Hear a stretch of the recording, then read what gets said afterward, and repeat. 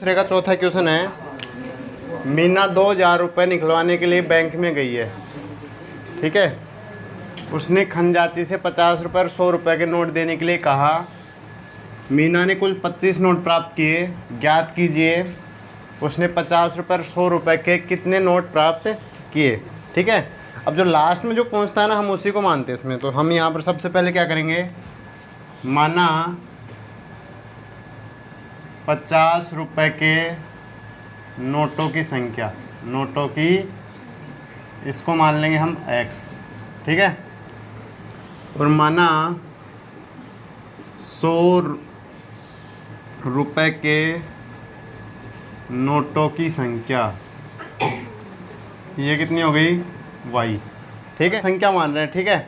जैसे 50 रुपये के नोट और 100 रुपये के नोट, इनका योग करेंगे ना, मतलब देखो ये कितने नोट हुए 25, यानी इतना मालूम नहीं है हमें कि 50 के कितने। जैसे मान लो 50 के 15 नोट हो और 100 के 10 नोट, तो टोटल नोट कितने हो गए 25, ऐसे हैं। तो यहाँ पर पहली जो शर्त है ना, पहली शर्त के अनुसार हो गया x + y = 25, समीकरण नंबर 1। देखो ये भी संख्या है और ये भी संख्या है और इधर ये भी क्या है, संख्या, ठीक है। समझ में आ गया।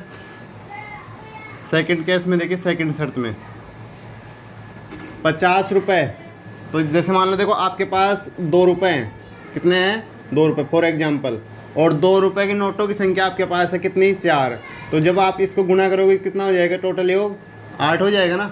इसी तरीके से आपके पास 50 रुपये की नोटों की संख्या क्या है x है ना, लेकिन 50 रुपये का नोट तो यहाँ पर ये कितने से गुना हो जाएगा 50 से, 50x + 100y बराबर कितना हो गया 2000, ठीक है। अब देखो इसमें थोड़ा सा ध्यान रखना, अब 2000 यहाँ पर 2000 क्यों आया, ये यहाँ पर x क्या है, संख्या के रूप में है, ये y क्या है, संख्या के रूप में, और ये 25 यहाँ पर क्या है, संख्या के रूप में। 25 नोट है ना। अब यहाँ पर देखो ये 50 क्या है रुपए में, 100 भी क्या है रुपए में, और 2000 क्या है रुपए में, तो इस वजह से आएगा ये। समझ में आ गया होगा सभी को। तो अब देखो 50 का भाग जा रहा है x + 2y = 40, ये समीकरण हो गया आपका 2। तो समीकरण 1 व समीकरण 2 से, तो हमारे पास आ जाएगा x + y = 25 और x + 2y बराबर कितना हो गया 40। चिन्ह बदल दो, माइनस, ये भी माइनस और ये भी माइनस, ये कट गया यहाँ पर। तो हमारे पास कितना बच गया, माइनस का y बच गया, इधर माइनस का कितना आ गया 15, तो y का मान कितना आ गया, मतलब 100 रुपये की नोटों की संख्या कितनी हो गई 15, ठीक है। अब आगे देखो, अभी y = 15 समीकरण 1 में रखने पर, समीकरण 1 में रखने पर देखो x ऐसे कैसे, y का मान कितना 15 बराबर 25, तो x = 25 - 15, तो x का मान कितना आ गया 10 आ गया। अब देखो सभी समीकरण यहाँ पर संतुष्ट हो रहे हैं कि भाई x और y का मान कितना था 25 था ना, x + y का मान कितना 25, तो x का मान यहाँ पर 10 और y का कितना 15, तो 25 = 25 हो गया। एक तो ये कंडीशन कंप्लीट हो गई। अब यहाँ पर जो x बराबर हमने माना है, क्या माना है 50 रुपये के नोट माने ना, तो 50 को आप अगर 10 से गुणा करोगे तो संख्या कितनी हो गई 500 हो गई, कितनी हो गई 500, ठीक है। 100 रुपये के नोटों की संख्या कितनी है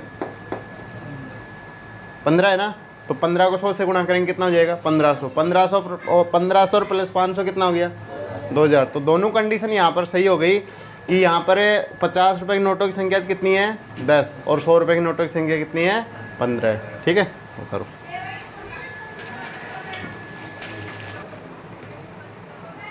देखो क्वेश्चन नंबर 5 है, किराए पर पुस्तक देने वाले किसी पुस्तकालय का प्रथम 3 दिन का किराया क्या है, नियत है, मतलब फिक्स है। क्या है, फिक्स है कि भाई अगर आप कोई, जैसे मान लो ये फिक्स का मतलब ये हो गया कि अगर आप पुस्तकालय से कोई भी बुक लेते हो या किताब लेते हो तो उसमें 3 दिन का तो किराया फिक्स है कि भाई जैसे मान लो पहले के समय में होता था, जैसे स्टोरी की बुक ये मिलती थी ना पुस्तकालय से, अभी मिलती हैं, लेकिन जैसे मान लो आप एक बुक खरीद लिए पुस्तकालय से, ठीक है, उसमें रसीद वगैरह ये बनती है, तो जैसे मान लो अगर आप बुक 3 दिन के लिए रख रहे हो तो जैसे मान लो 3 दिन के 10 रुपये लगते हैं, तो 10 तो आपको अदा करने पड़ेंगे, ठीक है। अगर मान लो आपने बुक 2 दिन के अंदर पढ़ दी तो अभी कितने रुपए देने पड़ेंगे, 10 रुपये देने पड़ेंगे। तो ये 3 दिन का फिक्स है इसमें। उसके बाद में क्या करें, उसके बाद में प्रत्येक अतिरिक्त दिन का अलग किराया। जैसे मान लो 3 दिन के बाद में अगर आप और एक्स्ट्रा रख रहे हो, जैसे 4 दिन रख रहे हो, तो उसका अलग किराया लगेगा, फिर हर प्रत्येक दिन का बढ़ता जाएगा ऐसे, ठीक है। सरिता ने 7 दिनों तक एक पुस्तक रखी। अब ये क्वेश्चन है ना, 2 तरीके से हम इसको यहाँ से कर सकते हैं, 2 तरीके से मानेंगे ना। नियत दिनों का किराया, नियत दिनों का किराया क्या मान लेंगे, x रुपये, और माना अतिरिक्त दिनों का किराया, इसको मान लेंगे y रुपये। अब पहली शर्त में ना, पहली शर्त में कौन खरीद रही है पुस्तक, सरिता। हमारा पहला समीकरण बनेगा ना इसमें कि जो नियत किराया है वो 3 दिन के लिए, कितने दिन के लिए है, 3 दिन के लिए। तो आप यहाँ पर ऐसे कह सकते हो कि माना 3 दिनों का नियत किराया क्या हो गया, x हो गया, ठीक है। तो ये x मतलब 3 दिन, कितने दिन आ गए, 3 दिन, प्लस यानी जो सरिता है ना, सरिता कितने दिनों के लिए पुस्तक रख रही है, 7 दिनों के लिए। तो 7 में 3 तो आ गए, अब बच गए कितने, 4 दिन। तो ये हो जाएगा 4y बराबर कितना आया, 27। समीकरण नंबर आपका हो गया 1, ठीक है। सेकंड देखो, x प्लस सुशी है ना, सुशी ने एक पुस्तक 5 दिनों तक रखी, तो 3 दिन तो आ गए। अब कितना बच गया, 2y बराबर 21। ये आपका समीकरण कौन सा हो गया, 2 हो गया। चिन्ह बदल दो, माइनस माइनस माइनस, ये कैंसिल हो गया यहाँ से। 4y माइनस 2y कितना बच गया, 2y बचा ना। यहाँ पर कितना आ गया, 6। तो y का मान कितना हो गया, 3 हो गया। y का मान कितना हो गया, 3, ठीक है। नेक्स्ट देखो आगे, y बराबर 3 समीकरण 1 में रखने पर, तो यहाँ पर देखो x प्लस 4 गुणा 3 बराबर 27। तो ये हो जाएगा 27 माइनस 12। तो x का मान कितना आ गया, 15 आ गया। कितना आ गया, 15, ठीक है। 3 दिन का किराया कितना है, 15 है। 3 दिन का किराया कितना है, 15, और 1 दिन का किराया कितना है, कितना, 3। अब देखो 4 को 3 से गुणा करेंगे 12 हो जाएगा, और 12 और 15 कितना हो गया, 27 हो गया। तो आप यहाँ पर लिख दोगे, अतः नियत दिन का किराया 15 रुपये, और अतिरिक्त दिन का किराया कितना है, 3 रुपये, ठीक है। इसको उतार लो। देखिए आज जो प्रश्नावली है 3.5 है ना, 3.5, और इसमें हम पढ़ेंगे वज्र गुणन विधि। कौन सी विधि, वज्र गुणन विधि। इसका जो बेसिक है वो समझिए पहले कि वज्र गुणन विधि होती क्या। आपको यहाँ से मालूम पड़ रहा होगा कि वज्र और वज्र गुणा आपने खूब किया है पहले, ठीक है। वज्र गुणन, तो इसमें भी क्या है, गुणा ही है, वज्र गुणा।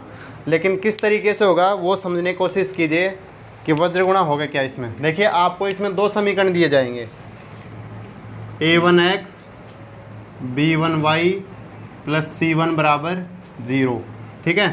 दूसरा a2x b2y प्लस c2 बराबर 0। ये 2 समीकरण होंगे आपके पास, ठीक है।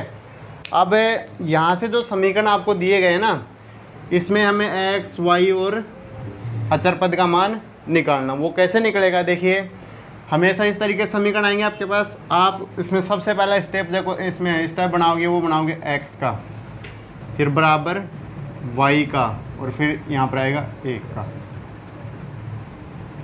ठीक है। अब देखिए जब हमें x का मान निकालना होगा, किसका मान निकालना होगा, तो यहाँ पर इस x को छुपा देंगे। क्या करेंगे, x राशि को यहाँ से छुपा देंगे। जो बच गया, क्या बच रहा है मान, B1, देखिए B1 B2 C1 C2, ठीक है। समझ आएगा या सभी को? एक क्वेश्चन करेंगे उसमें समझ में आ जाएगा। और मतलब जब x का मान निकालना होगा तो शेष बचे मानों को ले लेंगे, ठीक है। अच्छा, y का मान निकालना, किसका मान निकालना है, तो y को छुपा दो यहाँ से, और y के जस्ट आगे C1 C2, मतलब यहाँ पर जो ख़त्म हुआ है वो ले लेंगे C1 C2 A1 A2 A1 A2, ठीक है। अब बच गया एक, तो एक है ये अचर पद, तो यहाँ से A1 और A2 से जो ख़त्म हुआ है उसी को ले लेंगे A1 A2 B1 B2, ठीक है। ये समझ में आ गया यहाँ तक सभी को? इसके बाद में हमें x y इनका वज्र गुणा भी करना है। देखो ये वाली संख्या इसके साथ गुणा होगी, ये वाली संख्या इसके साथ गुणा। तो सबसे पहले मैं x राशि को यहाँ पर गुणा करता हूँ, तो ध्यान से समझिए किस तरीके से इसमें गुणा होगी। ये वाला मान B1 C2 B1 C2, ठीक है। B1 किसके साथ गुणा हो गया, C2 के साथ। और हमेशा इनके बीच में यहाँ पर कौन सा चिन्ह आएगा, माइनस का। किसका आएगा? कई बार क्या होगा कि जब इन दोनों संख्याओं को गुणा करेंगे तो ये माइनस हो जाएगा, लेकिन जब यहाँ पर रखेंगे तो वो क्या हो जाएगा, प्लस हो जाएगा। क्या हो जाएगा, प्लस। तो देखिए यहाँ पर जब इसको गुणा किया जाएगा तो ये हो जाएगा B2 C1, ठीक है। देखिए नेक्स्ट जो मान है, नेक्स्ट मान आएगा आपके पास y का। अब y में इसमें गुणा करना, देखो ये वाला मान है ना, इसके साथ गुणा, और ये वाला मान इसके साथ। यह तीर का चिन्ह ऐसे भी आ सकता है या ऊपर भी हो सकता है। तो देखो C1 किसके साथ गुणा हो रहा है, A2 के साथ, minus C2 A1 C2 A1, ठीक है। लास्ट में बच गया आपके पास एक, तो ये वाला मान इसके साथ गुणा हो जाएगा, और ये वाला मान तो A1 B2 माइनस क्या आएगा बताओ, A2 माइनस A2 B1, ये आ गया, ठीक है। सारे मान यहाँ पर आ चुके हैं हमारे पास। अब इसमें देखो आगे क्या करना है, अब यहाँ से हमें तुलना करनी है। क्या करनी है, देखिए जब आप इनको हल करोगे ना तो यहाँ से x का मान कुछ ना कुछ आएगा, x/7 y/5 1/9 ऐसे कुछ आएगा, ठीक है। तो ये तो हमारा हो जाएगा इसमें फर्स्ट समीकरण, ये हो जाएगा सेकंड, और ये हो जाएगा थर्ड। तो x का जो हम मान प्राप्त करेंगे इसमें, x का मान, तो x का मान प्राप्त करेंगे ना, तो देखो ये इसके पास तो x रहेगा, इसके पास क्या रहेगा, अचर पद। तो यहाँ पर फर्स्ट व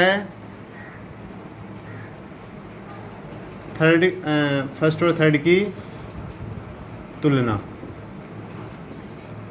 फर्स्ट और थर्ड की तुलना करेंगे ना। जैसे मान लो कि यहाँ पर हमारे पास आएगा x/6 और इस थर्ड का मान जैसे आ गया 1/3, तो जब इनको हल करेंगे तो यहाँ से किसका मान आएगा, x का मान आएगा, ठीक है।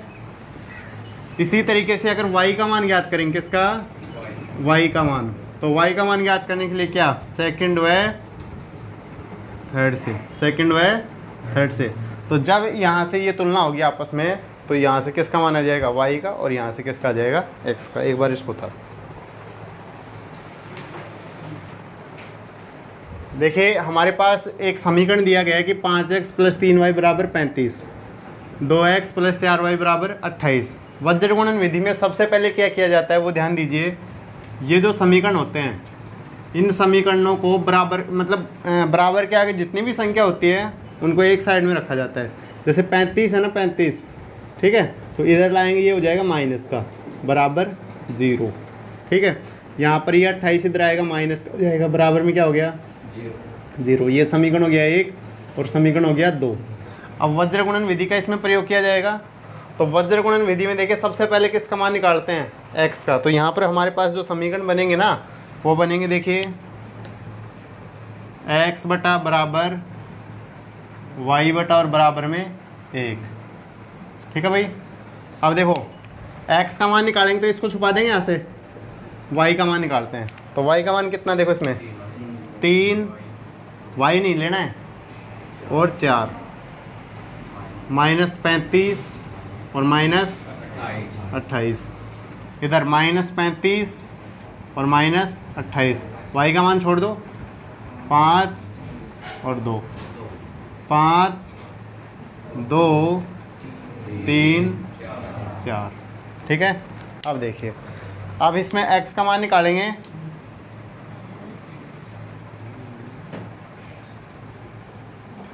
ये वाली संख्या इसके साथ गुणा, 28 एकम 28, 28 दूनी 56 और 28 84, माइनस का 84, माइनस चिन्ह। ठीक है, ये कितना हो गया 140, माइनस का 140 हो गया, बराबर y बटा, ये इसके साथ गुणा हुआ है ना, ये हो जाएगा 35 दूनी 70, माइनस का 70, माइनस 28 पंजे कितना हो जाएगा बताओ, 140।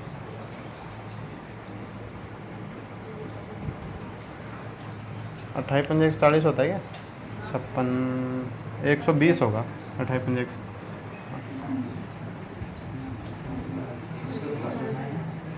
140 ही होता है ना, 112, हाँ 140। अब आगे देखो, ये संख्या इसके साथ गुणा हो चुकी है, अब एक का मान निकालना है, तो 5 चौक, और ये संख्या माइनस का 6। ये ध्यान रखना माइनस चिन्ह यहाँ पर, प्लस मत कर देना, अगर प्लस कर दोगे तो गलती हो जाएगी।